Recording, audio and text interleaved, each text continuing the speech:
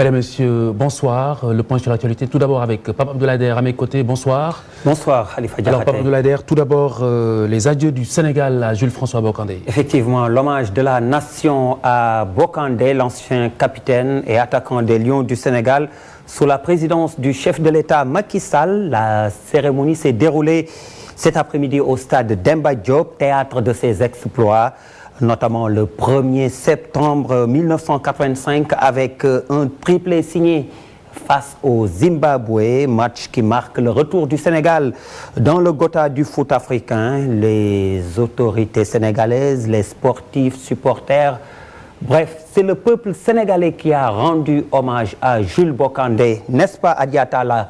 Vous avez assisté à la cérémonie. Jules-François Bocandé, inanimé dans un cercueil, malgré tout, couvert d'un drapeau national, cerné par des gerbes de fleurs, a assuré les 90 minutes du match. Il a été ovationné par un stade plein, composé d'autorités, des proches et fans du défunt. La tristesse et l'émotion étaient au rendez-vous. Les anciens internationaux n'ont pas retenu leurs larmes.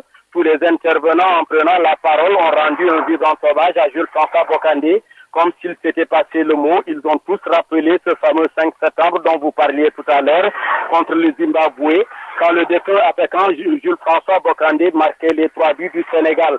Le stade Demba Diop, où il a été présenté aujourd'hui, Pape Abdoulaye dans son cercueil. Maître Augustin Senghor, le président de la Fédération sénégalaise de football, profite de l'occasion pour dire aux joueurs que le meilleur cadeau qu'il pourrait offrir à Jules-François Bocandé, c'est de remporter le championnat d'Afrique. Pierre Atepa Goudiaby également a lancé un appel aux chefs rebelles, particulièrement Salif Sadio et César Atoute Badiab, de déposer les armes, un vœu de Jules-François Bocandé.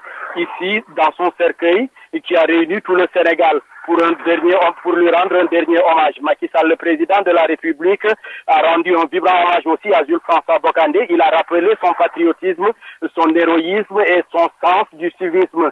Il exhorte la jeunesse à suivre les pas du défunt fils du Sénégal. Les lutteurs, les musiciens, les footballeurs et effectivement la société civile, ils ont tous tenu à honorer de leur présence à la cérémonie.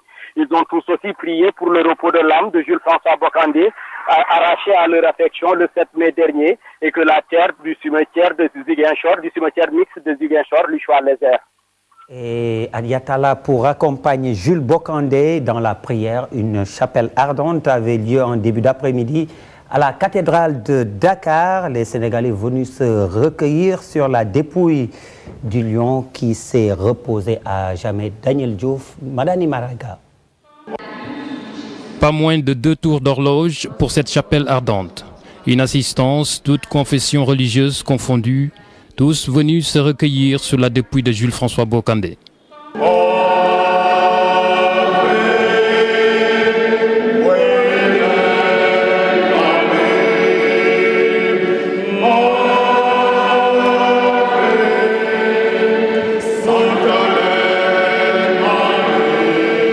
Sur ces images, la famille de Jules François, ici son épouse, sa sœur, ses enfants, tous dans la tristesse.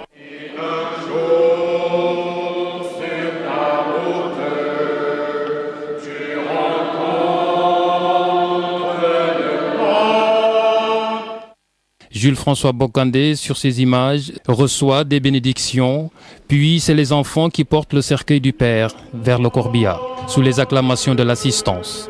Direction le stade Demba Diop pour les hommages de la nation. Et Samaï s'en est allé. Il laisse derrière lui des hommes et des femmes marqués par ses qualités. Digne, galant, gagneur, un gosse très sympa, gentil, social, ouvert avec tout le monde. Ce n'est pas la famille seulement qui a perdu. Moi, je suis voisine, je suis sœur. Parce que je suis née dans le même quartier, donc c'est une déception totale, quoi. Moi, je me rappelle, quand il me disait, Khalil, j'aime bien quelqu'un qui travaille bien. Donc, et c'est un vrai frère de famille aussi. Toujours dans l'actualité, notez les 19 ans du rappel à Dieu de Maître Babacar Seye. Le vice-président du Conseil constitutionnel avait été abattu le 15 mai 1993. Les assassins jugés bénéficient finalement d'une amnistie.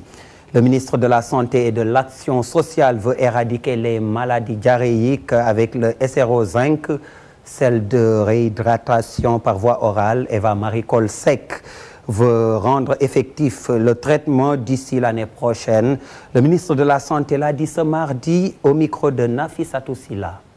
Nous allons pouvoir porter à échelle cette initiative et d'ici 2013, tous les ménages au niveau du Sénégal pourront avoir à portée de main les sels de réhydratation par voie orale et le zinc qui leur permettra donc à ces messages de pouvoir sauver les enfants qui font des diarrhées. Une contribution exemplaire et qui nous vient aussi grâce à un soutien qui a été obtenu avec le Canada, le gouvernement du Canada, mais le Parlement du Canada, mais également certains privés. Et c'est un partenariat public.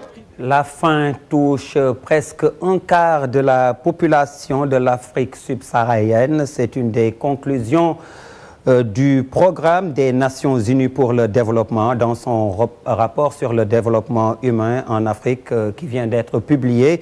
Le PNUD préconise ainsi l'amélioration de la productivité agricole. Le représentant résident du PNUD, Fatoumata Bintou Djibo, avec Fatih Dieng à la caméra Ibou Cissé. Je dirais que la région du Sahel traverse une crise alimentaire assez sérieuse qui fait qu'aujourd'hui cette question vient à point nommé et cela permettra aux différents partenaires et surtout aux différents pays de s'inspirer des recommandations de ces rapports pour pouvoir affiner les politiques et stratégies. Et la crise alimentaire affecte un certain nombre de pays comme le Niger, le Mali, une partie du Sénégal. Et pour ne citer que ces pays-là, mais je peux dire qu'aujourd'hui, les recommandations qui ont été proposées à travers cette étude approfondie vont permettre encore une fois de revoir toutes les stratégies. Le réseau des enseignants de l'APR veut Youssou Touré au perchoir, c'est-à-dire président de l'Assemblée nationale. C'est en cas de majorité de la coalition Benno Bokk Yakaar aux législatives. L'initiative est du vice-coordonnateur du réseau des enseignants de l'APR, Mohamed Suzanne Camara, a fait face à la presse cet après-midi des propos recueillis par Cherif Dia. Nous allons tout faire pour se battre pour que Youssou Touré passe à l'Assemblée nationale. Bien que sa position n'est pas très confortable. Mais nous allons nous battre pour réunir tous les moyens pour que Youssou Touré passe. Et pour permettre à la coalition d'avoir au moins 45 députés. Et dans ce cas-là, nous allons investir Youssou Touré au poste de président de l'Assemblée nationale. Pourquoi pas? Oui, nous allons proposer Youssou Touré dans le parti et au sein de la coalition.